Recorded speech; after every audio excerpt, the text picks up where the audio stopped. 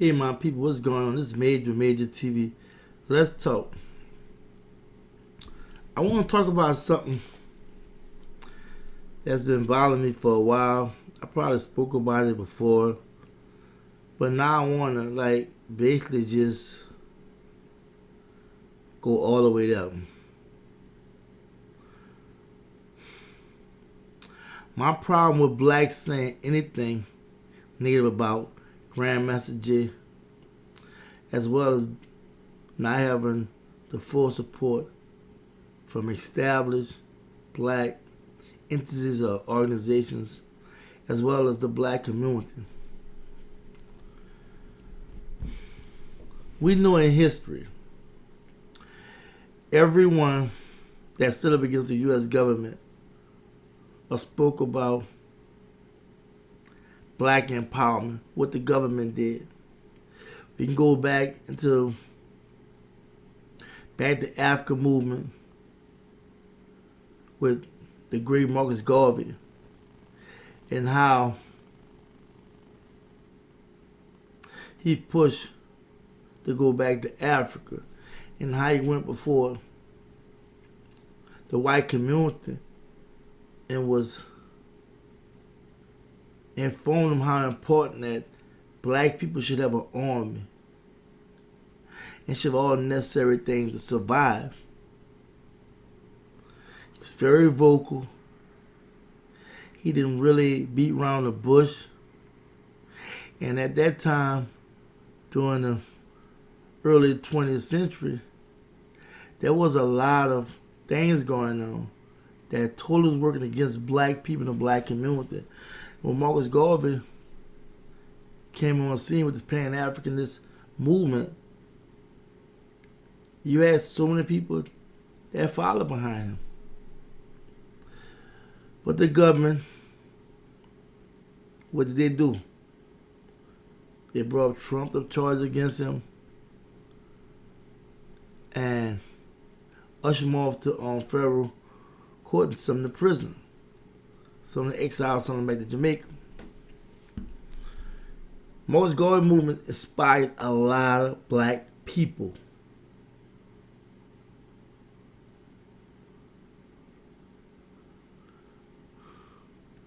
A lot of black organizations that came after the great Marcus Garvey was because of Garvey, black empowerment, Pan-Africanist movement. And look at the Nation of Islam and how the Honorable Elijah Muhammad restored a lot of broken black men and women. How the government sought to demonize them and attack them. Look at Malcolm X. And when he spoke out and he became extremely vocal, he was very provocative in his speeches and lectures. He would go on national TV, he would go to colleges, he would be on street corners expressing how he feel about the injustices done to black. He was actually pointing out the bigotry. He was actually pointing out discrimination and racism. He was even calling out blacks who was coexisting in higher places that would not speak up or were influential. He even called out MLK and several other civil rights leaders. And they stalked and terrorized Malcolm X. FBI stayed watching him, confronting him, and everything. Malcolm X inspired many movements. Because his outspokenness and him exposing all the wrongs that was going on. And how he was also pushing for black empowerment and for black people to do for self and not rely on white people and not put up with the nonsense, to defend themselves, to be armed and so forth and so on. Look what happened to Malcolm. We know there was black people supposed to have killed him. was a lot of working forces behind that tried to point the finger at the nation when it clearly shows the FBI was completely informed. It was complicit. And if they wanted to not allow Malcolm to get killed, they could have stopped it. Because there was surveillance and watching everything. But they allowed it to happen. He was one less black man that was conscious, that loved black people, that wanted to get the message out. Look at the Black Panthers and the Black Liberation Army. Look at all the things they were saying and doing, right? How they was terrorized, falsely charged, how they was beating all these different criminal cases, serious criminal cases, in reference to killing police officers and whatnot. How Angela Davis and Silas Shakur was sought after and whatnot. Because they spoke out. They was young college students. And some of them live today. They can speak about it. And you had these young people going to the United States government. And though a lot of them was killed and locked up, but some of them, they survived and make it and beat the system. But their life had to be changed because why? The community wasn't totally behind the movement. Where the Anglers and the Silas Shakurs and what have you, the parents of one had to do what they had to do. Right? And a lot of them, because of how strong the system is, turned to drugs, was going to prison. And it was a lot going on, right? They just flipped the movement. And you have to realize the Black Panthers had an after-school program, and it had a breakfast program and whatnot, right? And it was police the community. After the government did what they did and annihilated the Black Panthers, they started all this free stuff inspired by the Black Panthers. So hypocritical. MLK, right? He considered somebody that really was trying to meet in the middle. He didn't really want to, talk about defending ourselves and blah, blah. He was just talking about, hey, treat us equal. Treat us fair. Stop this white fountain, black fountain, colored hair and whatever, eating in the back of the store, getting in the back of the bus. He challenged the system, right? They did this, brother. Spoke about the Vietnam War. He went to mess with their pockets about the two Americans and talking about how they would support, us sharing the bathroom with them, eating in restaurants and sitting in front of the bus, but they won't support equal pay. And they killed the brother. You had the Mr. Farrakhan of the nation. When he came out, look how he just attacked him.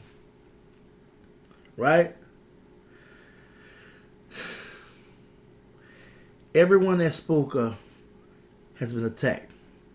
The minister survived all that. He hadn't went through the prison system or what have you, but he did a whole lot, And I think kind of like Ben, and I think he kind of learned how to navigate, right, through the system. And some people are critical of him because of the things that were said about Malcolm and what happened in the past, and then he's not as aggressive like he used to be. He's an old man, paid his dues, right? But I do have a problem with them not supporting Grandmaster G. But I'm going to talk about that in a second. But then you have a brother. Well, I'm talking about it now.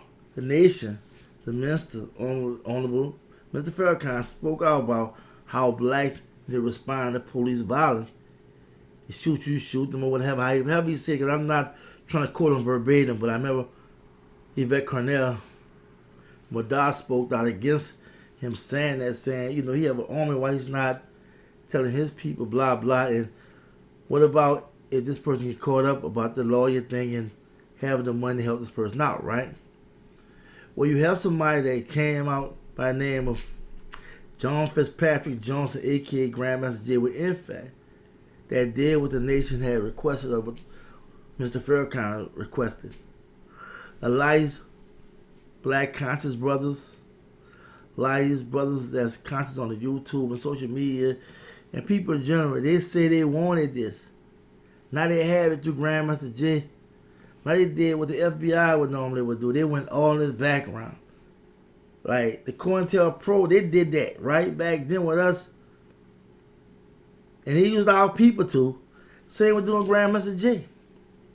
You're going through this man's resume, right? The reason why I drop most of them videos tripping to Grandmaster J, because I'm motivated by the haters. Black and white, whoever. Because I feel like at the end of the day, they are not trying to see the big picture. They don't care about the big picture.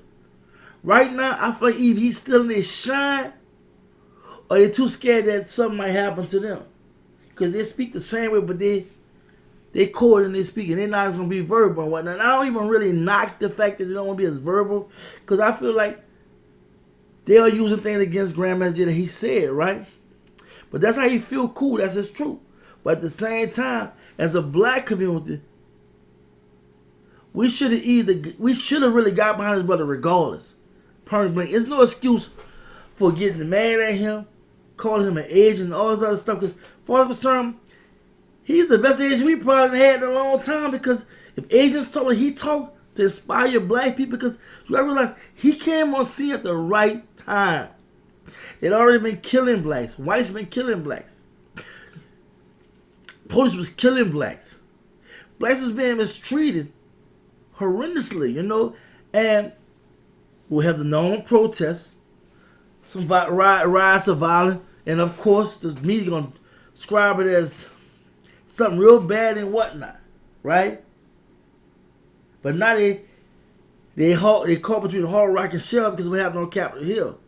Now they can't even really say what they were saying about blacks because people in general is fed up with the system. They lies and corruption, right? And how they letting the small percentage of the powerful control everybody, right? Because they're being paid through ads and whatnot. So to make a long story short, I don't even get how we can get so negative. I had a brother from my hometown, New Orleans, so-called preacher, he preaching, just getting on this bashing the brother. Making fun of, I didn't never, first thing, me growing up, I'm finna say, and one thing you don't do, I mean as a man, you don't call nobody no agent and rat, you don't do that. But this internet stuff, you got a lot of internet gangsters, you got a lot of people that do things and don't understand repercussions of it, but they're doing it behind a computer screen, a phone, an iPad, an Android. You couldn't tell no man in his face he a rat here agent. I mean, people just got balls real nuts. I get it. We call it they ball fighting. But a man ain't gonna ball fight with you, right? And for people to just call his brother agent or all this, that, and they have no proof. They show him at a Donald Trump rally. You had a bunch of people supporting Donald Trump. Donald Trump, the agents, that's their goddamn prerogative. They want to support whoever. We might criticize them, this, that, and other, but that's their right. We done got so opinionated and we just so loose and reckless with our mouth. Good thing we not telling nobody in their face all these mean words. I see a lot of brothers, it's just so aggressive, you know, so tough. I'm like, come on, you can't even reserve your tongue. I'm like this, right? If I can't help, I ain't gonna hurt you. And I don't even want to tell y'all my backstory, but I'm so real on some stuff. Like, if I tell you, if I say you are such and such, I'm ready to die and go all the way. But I'm not gonna say it behind the computer screen, right? There's no legitimate proof. All circumstantial. And Dr. Umar Johnson broke that down, right? He broke it down between proof, evidence, and circumstantial and so forth, so on. And it went over a lot of people's head, because if they don't agree with him, they gonna hear nothing he's saying. It's not about agreeing with nobody, it's about speaking about what's the truth. But I find it so crazy, people calling his brother agent and every bad name and saying, well, he shouldn't say this shit, he shouldn't say that. White people have said this and did this all the time. But no, I forgot, because we black, we gotta stay in our place. And that's where y'all got it wrong. Y'all gotta remember, the way how they pick black people on TV is not how really black people was back in slavery, prior to slavery, and what have you. Because the brainwashing still continuing on both sides of the fence, white and black and everybody else, that they don't want to see the big picture. But it's sad because this brother really risked it all to open our eyes, not caring that he will get locked up. He's not asking for much. We give this country billions of our dollars on consumer goods that most of us not even using anymore. And this brother asking for simple donations that we're not even contributing. A sister called me today. We had a good 40-minute conversation. Trying to come up with ideas how we can raise money to motivate black people to want to participate, helping this brother get out. And I told her sister, it's a good idea, but I don't know if we're going to have the means and ways to produce some kind of products to sell to generate money. And I feel like we shouldn't do that, how we mismanage to spend money on food just all the time. It's sad. I don't think it got nothing to do with no Grandmaster J, him being the age and all that. It has to do with us hating ourselves. Something to do with us not realizing that if you haven't learned nothing about white America with Donald Trump, you will never learn anything. White America showed you, and I'm talking about white America, showed you they're going to support Donald Trump regardless. Regardless. He can talk about grabbing pussy. He can use the N-word. He can call Africa shithole countries. He can say whatever. Talk about Mexicans and, I mean, he can say whatever. They're not going to ride against him. I'm talking about them diehards. And the same very people, whether the Nation Islam, whether it's anybody that's speaking about Donald Trump, they saying the same thing Grandmaster J said. But some of them, they got so far as putting a twist to it, now they don't want to talk about revolting or challenge the system or arming out. They go other ways of talking about it, and that's not.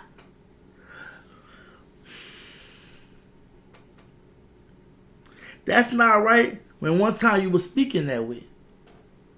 All this damn silence, all this criticizing, all this negative stuff. Yeah, he do have things about him we can talk about. But that's on a later day. We allow the system to shape our mind the way we think. But then we won't come back on the scene talking black. I don't respect that. I don't respect it. Because I feel like if you know a spade, call it. You don't have to tell nobody go hurt nobody, but you can at least tell them to defend themselves. To watch their moving groups or what have you. Speak about something at the same time, support. That's what he was saying. Could we disagree with him? It's such a big deal.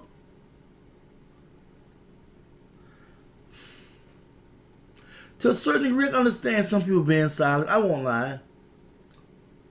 As long as they're not criticizing. But I feel like we are people like the minister been around for ages, right? And know about the COINTELPRO stuff we talk about. He was around them. They could mentor somebody that's close to his brother, mentor his brother, and direct him how to deal with the system. We leave this brother out, leaving brothers out in the cold, and not really even talking about helping the brother. Whether he was Asian or not, he's still a black person. Whether you agree with him or not, he's still a black person. As for being swindled, let the Most High deal with us. Anybody being swindled. We've been swindled all our life. We've been lied to. We still sending our kids to their schools that's miseducating our kids. We still dealing with Congress and government that lie to us all the time. That refuse to accept the fact that they still practice systemic racist ways that their forefathers are set up to work in their favor. But if we don't really get a grasp of what's going on, and with individualism, this egotistical way of doing things, we'll never really understand what this fight is all about.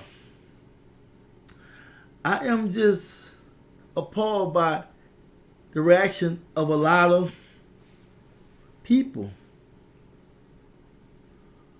We are our worst enemy. We are our worst enemy. The COINTELPRO that happened in the 60s and 70s, it's still going on right now because the effects of it, or how we do damage control ourselves and immediately take the position of playing prosecutor, judge, and jury. And it's sad. It's sad to even call yourself a black person. It's sad to say you're conscious. It's sad to say you know what's going on, but you're not speaking out. I know me saying what I'm saying, the video drop, my life can be endangered. I know I can be the next one, but I don't want any donations. I just want y'all to be focused and handle y'all business. I had told my family and friends, I left a lot out here for y'all, showed y'all out there. It's on y'all, but right now the fight is now. We getting older. We got little ones we got to worry about, because right now, because our forefathers and parents and whatnot, and make sure we were straight. We suffer from the after effects of them not passing on. It's time to do it now. Too much of our political struggle, social, economical, racial struggles that we deal with is commercialized now. It's too commercialized. And I don't get it. I don't get it. I don't support it. I think it's an insult to all of our black people since we've been in this country, been fighting for true freedom and justice, true equality, basic human rights. And for us to still be on that dumb-ish and still pushing a narrative about what we should do, how we should do it, and blah, blah, blah, how we constantly asking for donations and want this, that, and other, we ain't showing no fruits. I don't want to see no more documents. I don't want to see none of that. I want to see black people starting businesses. I want some black hospitals. I want some black schools. I want to deal with the poverty in our black community in these low socioeconomic environments where blacks have no means of survival, no more than thinking like survival of the fittest, or robbing, stealing, and killing each other. I want to deal with that. I want to deal with how Grandmaster J has become a victim system like many black people since slavery so-called been abolished. We know it never really been abolished. It been reshaped and reformed. And more chattel, right? And locking us up and throwing us away, having us still working on plantations. But it's been going on ever since then. In the 1800s, post-slavery all the way to now. Naeem Agbar said it best in Change Images of Psychological Slavery. That's one of the first books I really gravitated to, along with many others. But I like it was a small book and speak about a lot of things that happened to us in slavery, how it was passed down, the psychological part of it. We still use the N-word today. We still just as ignorant as we was back then. It's a different kind of ignorance. We got a little education with it. We're not taking things serious. And that's why I stopped supporting and looking at a lot of these channels. I stopped really getting involved with a lot because I may go look at something that they're talking about, but just fully getting behind them and see how they treat Grandmaster J, I don't respect that. Don't talk black to me and talk about black empowerment and blah blah and tell me about all these books you read and all this you know about history. I read them too. I did them too. I'm pretty much late on the scene as far as in the universe, but I've been on the scene trying to do my thing. It's a struggle trying to survive in this racist system that's set up around us. It's a struggle just being black. But I care about all black people. I love us, but some of us, I feel like you have to put distance though. You have to wait to see what's gonna happen next. Cause I won't never say I won't talk or commune with another brother or sister, but they're not right. I don't want to deal with them vibrations. I'm bothered, y'all. I've been bothered for a minute. I admire Grandmaster J. I did have critiques and I shared in videos. Overall, I love him. I feel like he had good intentions. He meant well, and he's what we need in our community in reference to empowering us to stand up for ourselves. A lot of us been weakened. A lot have been neutralized. A lot of us have been overcome. And a lot of us have been had, taken advantage of, and told the same old bull job they've been telling us for many moons about what we should do and not really helping the black community. We tend to help some black people, but not the black community. And those black people that we help, it only serves them and their family. It don't really help us. So look, this is major TV. I just had to get some stuff off my mental about what's going on with Grandmaster J as far as the black community and the lack of support and from black conscious people that speak black, that have some kind of organization affiliation, that speak along the lines of empowerment, overcoming racism, and so forth, so on. And I just had to get this off my mind. If you're new to the channel, subscribe, hit the notification button when I drop anything. Y'all like and share, comment. I appreciate all interactions with all of y'all. And I just want y'all to know one thing, that the fight is a real fight, and we just have to keep fighting, you know. And it won't be easy. A lot of times it's gonna be our own people we have to fight with first before we even get around to them. They really are really organizing how they deal with us, and all the things that they do in reference to pacifying us, giving us money, jobs, or putting us in certain positions, plays a major part how we can work together, you know, because we don't want to offend nobody. We want to make sure, you know what I'm saying, we eat or what have you, but at the same time, I feel like you're selling your soul to a certain degree. So I'm going to talk about that too down the line. So thank y'all for listening. Thank you for everything. Thank you for the comments, all the love. Y'all just stay focused. Y'all stay on court and just be black. Peace.